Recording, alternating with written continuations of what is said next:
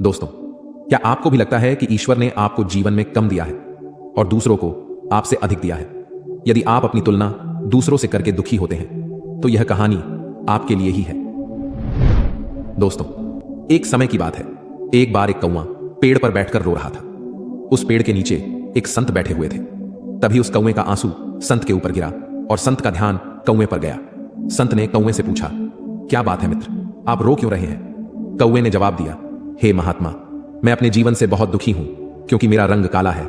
मेरे रंग के कारण सब लोग मुझे अशुभ समझते हैं और घृणा करते हैं। कोई मुझे प्यार नहीं करता, सब मुझसे नफरत करते हैं। इस तरह के जीवन से तो मर जाना ज्यादा बेहतर है।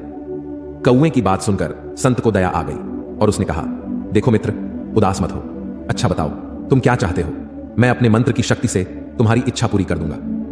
कौवे ने कहा, हे महात्मा, अगर ऐसा हो सकता है तो कृपया मुझे एक हंस बना दीजिए। संत ने कौवे से कहा, ठीक है, मैं तुम्हें हंस बना दूंगा, पर पहले जाकर हंस से पूछ लो क्या वह अपने जीवन से खुश और संतुष्ट है। मैं तुम्हारा यही इंतजार करता हूं। कौवा उड़कर हंस के पास पहुंच गया और कहा, हंस, तुम बहुत सुंदर हो। तुम्हारा रंग दूध सा सफेद है। लोग तुम्हें पसंद भी करते हैं। तुम अपने जीवन से खुश और संतुष्ट हो ना?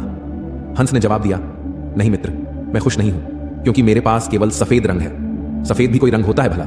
लोग यह रंग किसी के मरने के बाद पहनते हैं। मेरे ख्याल से तोता इस दुनिया की सबसे खुश और संतुष्ट चिड़िया है क्योंकि उसके पास प्रकृति के सारे रंग हैं। काश मैं तोता होती। यह सुनकर कौवा उड़ा और तोते के पास पहुंच गया और कहा, ओ तोता, तुम बहुत सुंदर और रंग बिरंगे हो। लोग तुम्हें पसंद भी करते हैं। तुम अपने जीवन से खुश और संतुष्ट हो ना? तोते ने जवाब दिया, नहीं मित्र, मैं खुश नहीं हूं क्योंकि मुझसे भी ज्यादा रंग मोर के पास है। मेरे ख्याल से मोर इस दुनिया की सबसे खुश और संतुष्ट चिड़िया है। काश मैं मोर होती। यह सुनकर कौवा उड़ा और मोर के पास पहुंच गया और कहा, ओ मोर, तुम बहुत सुंदर हो और तुम्हारे पास प्रकृति के सारे रंग हैं। लोग तुम्हें पसंद भी करते हैं। तुम अपने जीवन से खुश और संतुष्ट होना?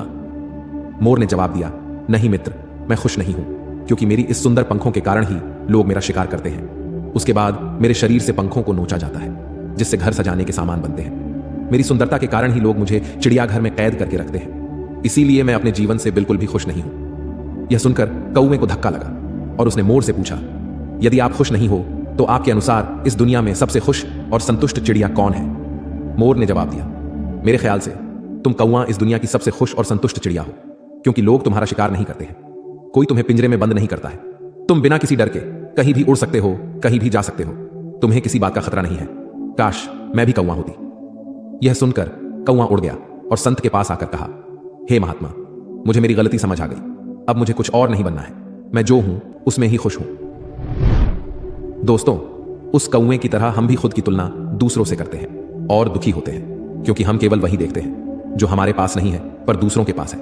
लेकिन हम यह नहीं देखते, जो हमारे पास है वह दूसरों के पास भी तो नहीं है। दोस्तों, याद रखना, जीवन में आपको लाखों लोग मिलेंगे जिनके पास कुछ ना कुछ आपसे बेहतर और अधिक जरूर होगा। यदि आप हर किसी से तुलना करते रहोगे तो हमेशा दुखी रहोगे। इसलिए खुद की तुलना दूसरों से मत करो।